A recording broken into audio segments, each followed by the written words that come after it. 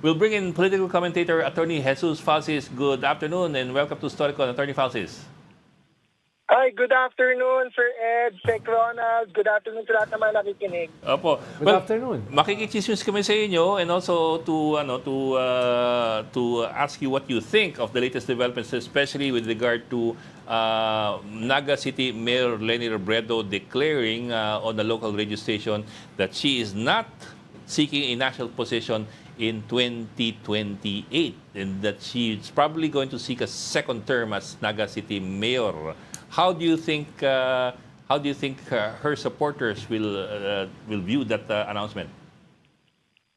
In fact, just before you called, merong mga supporters si VP Leni sa isang probinsya na affected by the flood control scandal so much. They invited me kasi they wanted to launch sa May 2 ng isang blank for Leni. Itong probinsya na to maglo-launch sana ng movement na yung province nila urging VP Leni to run for president, Mayor Leni to run for president. Ngayong nag-declare si Mayor Leni sa radio, interview na kanina, nag-emergency meeting sila na canceled na yung launching nila and they will discuss their next moves. Baka i-convert nila yung movement or they will still continue with the launching to still urge Mayor Leni. So, yung announcement ni Mayor Leni is a shockwave to all of her supporters kasi meron na talagang mga revival of the Angat Buhay na chapters per city or per province. Meron na ding mga bagong movement na tinatayo to urge her to run. So, because of her radio interview, na nagkakaroon ng disruption sa ganong plans ng mga supporters. And of course, they are understandably disappointed or understandably saddened, but yun nga, they will take their stock, they will take a step back, and mag-meeting sila kung anong next moves nila. Pero attorney, ito yung ika-fourth or fifth time ko lang narinig si Mayor Leni na nagsabi na hindi siya tatakbo. So parang hindi siya naman ganun ka-surprising. Dahil siguro ito yung latest, pero even before, I'm sure narinig mo na rin siya nagsalita na hindi siya tatakbo. Dati nga, meron pa siyang no na sinabi. At alam naman natin, noong 2016, medyo similar din yung kanyang attitude sa pagtakbo at saka noong 2022. Parang reluctant candidate. Diba? Last minute nga siya nag-file ng candidacy. So, ang tingin nyo ba, attorney, from your vantage point, ito ay tuldok na talaga? Knowing na parang ganyan yung kanyang attitude before? Well, definitely it could be a strategy, no? We all know President Duterte's famous strategy of atras abante na talagang yung media coverage tuloy-tuloy sa kanya kasi he was playing coy about it. Ngayon, si VP Leni naman, I don't want to liken her kay President Duterte because si Mayor Leni, generally, ang dating ng mga supporters dating niya sa mga supporters and with people in general, kahit hindi niya supporters, na she's a straight arrow. Now, when she says something, she will do it. But of course, politics can allow for that space na strategy siya. Kung strategy siya, ang nakikita ko dyan, 2 weeks ago, I don't know if you recall, meron siyang interview with Bernadette Centrano or with famous journalist din, na mas open-ended yung kanyang sagot in terms of running. Yes. And ang audience noon, ang pansin ko, is more national kasi YouTube yun hindi lang naman sa Naga. And itong interview na kanina, baka localized kasi yung interview. Yes. Ang mga audience niya kanina nakikinig, mga taga-Naga. So, she might be speaking to the people of Naga and adjusting her messaging. Yes. That's why she was more close-minded. Yung dating ng messaging niya. That's a consideration. Magandang observation yun, attorney, dahil ayaw niyang maging parang Isko Moreno na kapapanalo pa lang sa Manila ay biglang tumakbo na kaagad for president sa national office. No? Parang hindi pa nga siya nangangalahati sa termino niya as mayor tapos sasabihin na niya, okay na akong tumakbo for president. Kaya parang na-lame duck agad. tapos yung audience mo, yung constituency mo, parang hindi maganda pakinggan, di ba? That's a consideration. And if I may add, I think what will really convince Mayor Leni to run for president in 2028 will not be anyone except the people of Naga.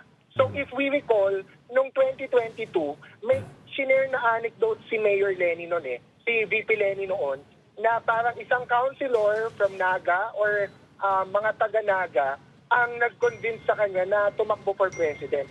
And I think that will be the same story in 2028 na, of course, kami, yung mga supporters and specific supporters bawat province or bawat city, that will help a lot in urging Mayor Lenny to run for president.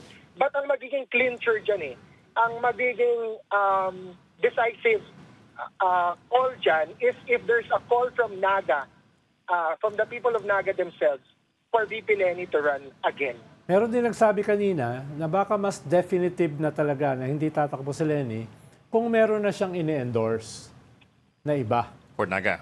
Hindi, for president. Or for president. Oo. Isipin, pag may endorse na siya for president, baka talagang papunta na sa hindi talaga siya tatakbo. Pero for now, wala pa siyang ini-endorse.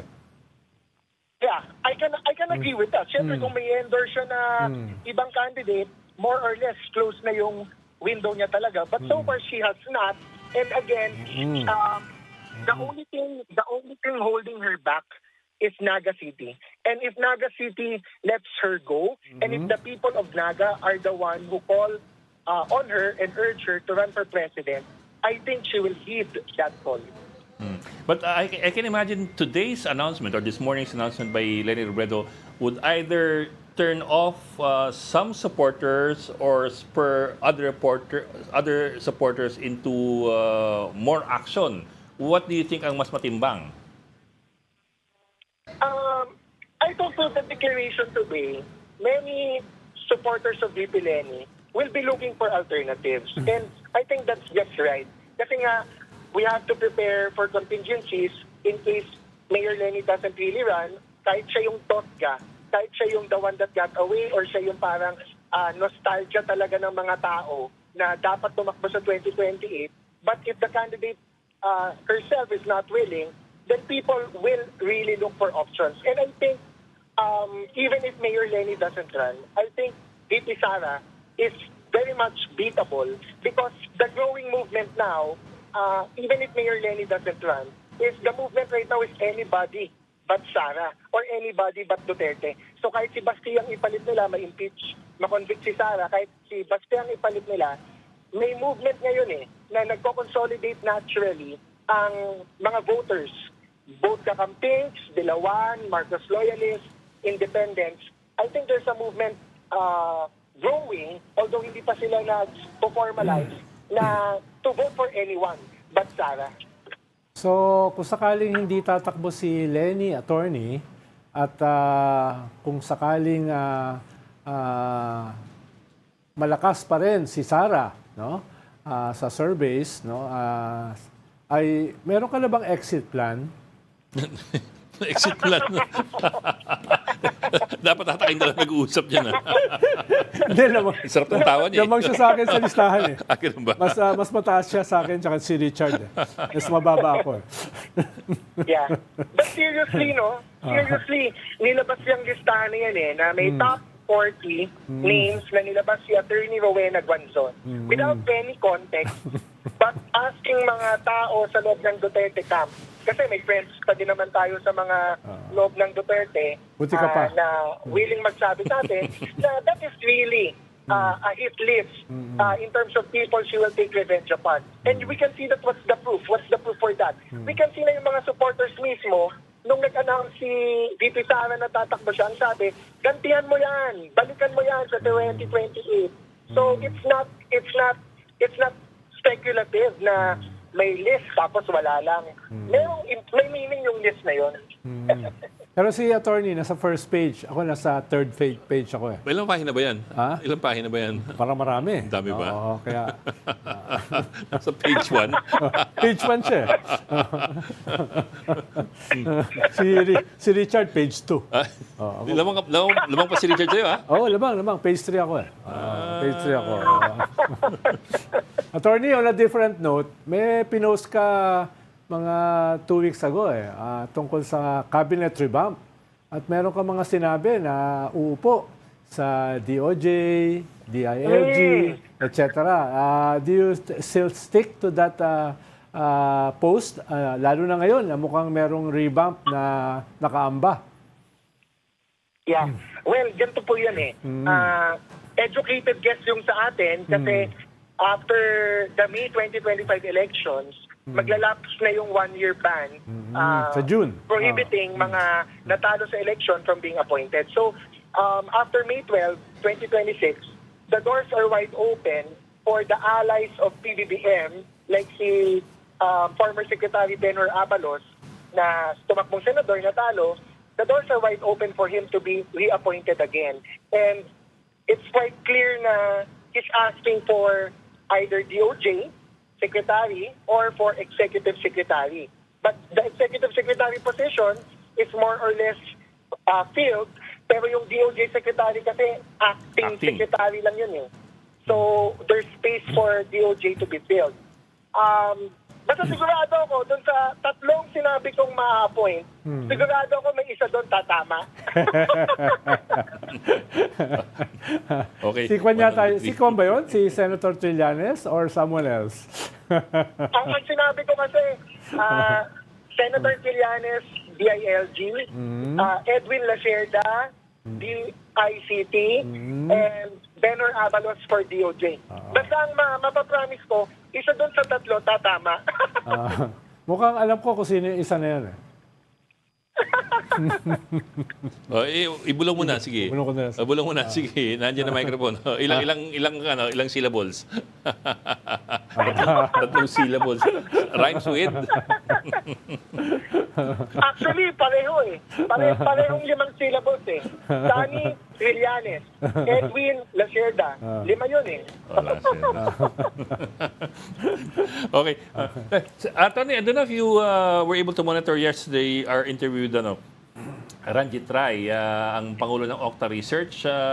May ilalabas sila bukas pa, actually. Bukas pa yung ilalabas silang Presidential Preference Survey for 2028. Pero he gave us a sneak preview yesterday.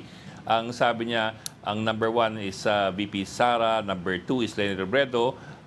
But what's notable ayon sa kanya is nag-narrow significantly yung gap between the two.